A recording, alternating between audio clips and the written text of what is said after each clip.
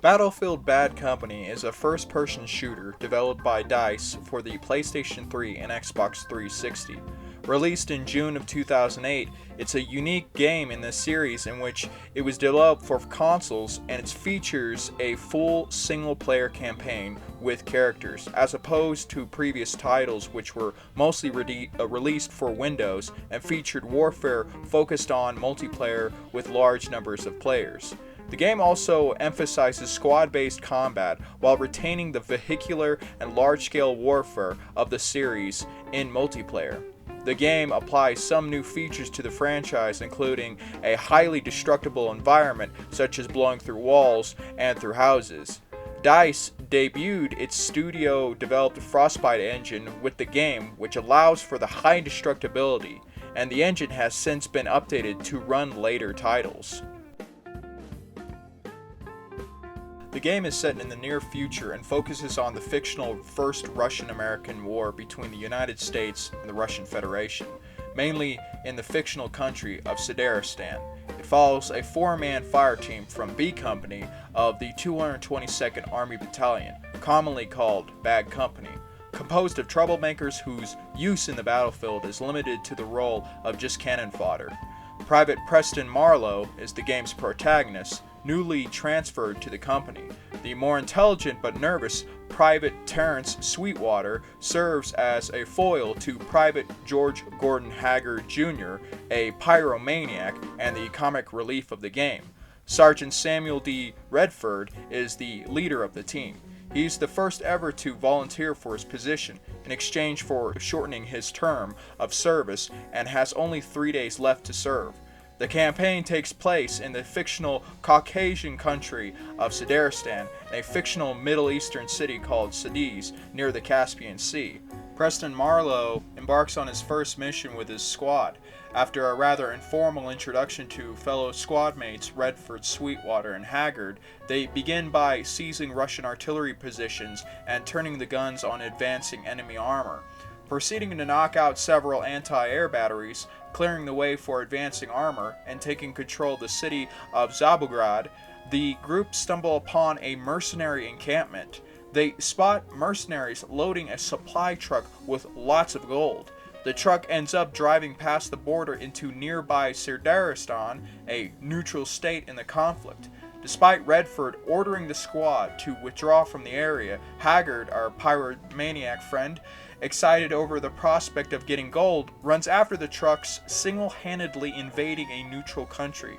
The squad pursues Haggard to stop him from causing further damage. When they find him, the mission coordinator calls Redford, stating that he would be subject to a court-martial for Haggard's offense, as well as raising his service time. Since they have no other choice but to run, Redford flippantly suggests that they pursue the gold even further to a harbor and a ship that is loaded with even more gold. And that's what I really like about the story, is that instead of just having it be a action-packed modern warfare style game where they're up against like terrorist organizations, or they're trying to do a regime change, or they're up against the Russians who have nuclear weapons and they have to take out the nuclear weapons before it causes global nuclear war, or anything that's over the top like that. In this game, we basically have Kelly's heroes. And that's what I absolutely love about this game, is the kind of comedic aspect of this story that isn't present within modern warfare or even other types of military first-person shooters. There's a lot of humor in it. The banter between Haggard and Sweetwater is hilarious. The dialogue that is there between Redford and Sweetwater and Haggard, all of this combines to really tell this kind of fun story where, in a sense, in comparison to other games, what you have in Modern Warfare is overly serious dialogue, serious, somewhat Tom Clancy style stories, whereas here you have characters who are just in it for the money, in it for getting wealthy.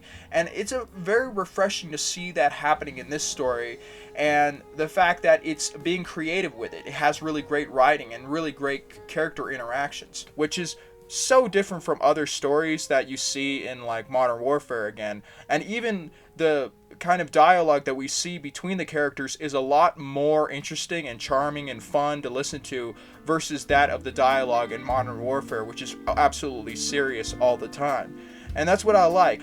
The main sergeant character, there's great voice actors for him. The Haggard character, the Sweetwater character, they're all fun. And I think the voice acting in this game was really fantastic in a sense.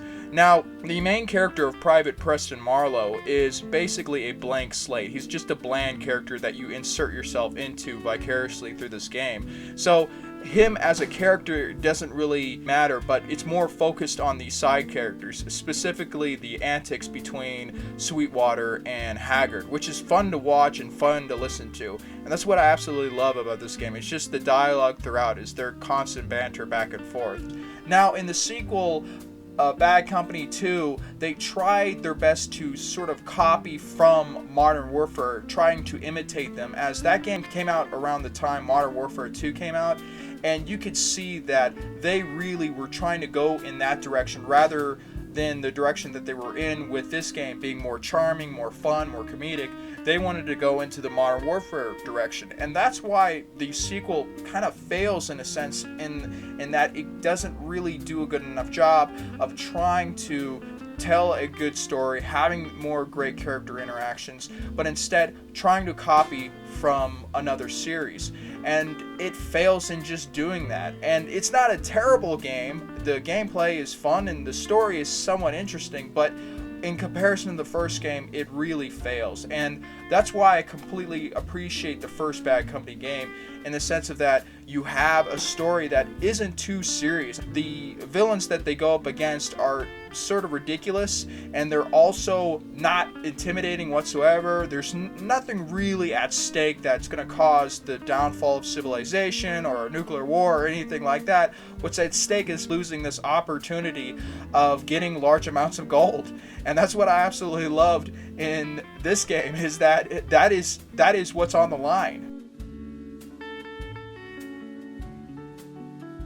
In the game, players can hold one primary weapon, which each has its own secondary, along with a combat knife, grenades, and other picked up explosives and devices.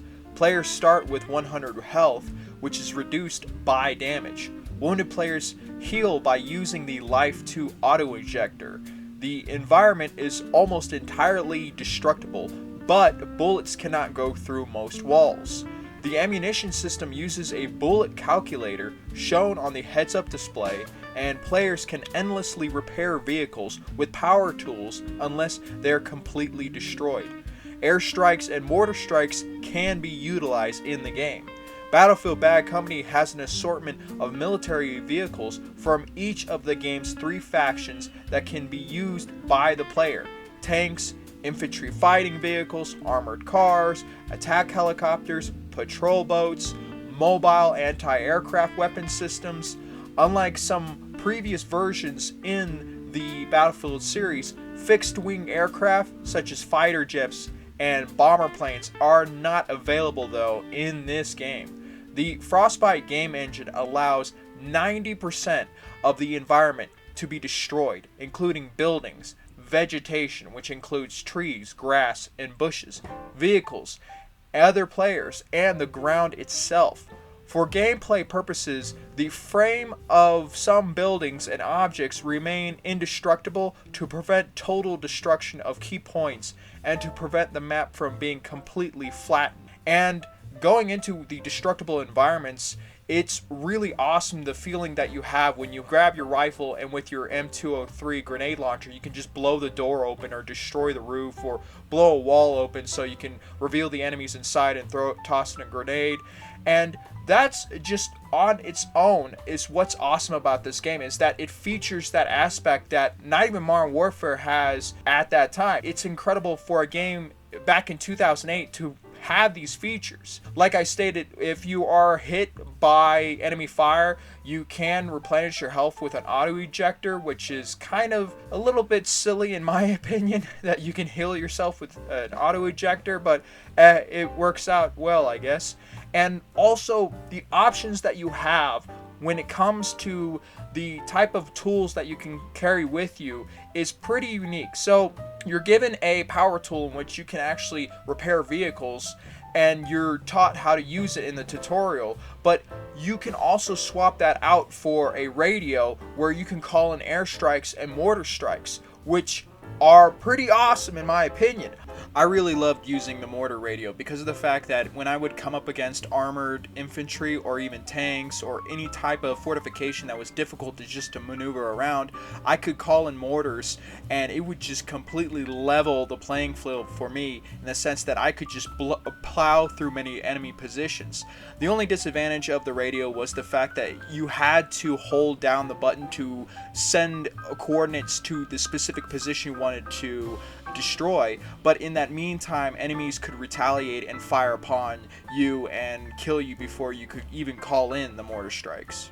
If you have the radio and contact somebody to attack a position with mortars, the thing is that you can't carry that radio and carry the power tool at the same time. So it's really a trade-off of which option do you want? How do you want to continue throughout the game? Even though there's no-go zones, there's area where if you travel outside of the map, you are basically killed, you have to restart.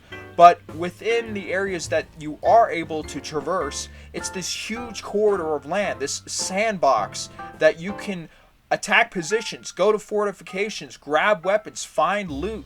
It's so open in the sense that it can allow you to get options or even plan out a kind of a unique attack on enemy positions, which was never available in Battlefield 3 or in Modern Warfare, which is completely awesome.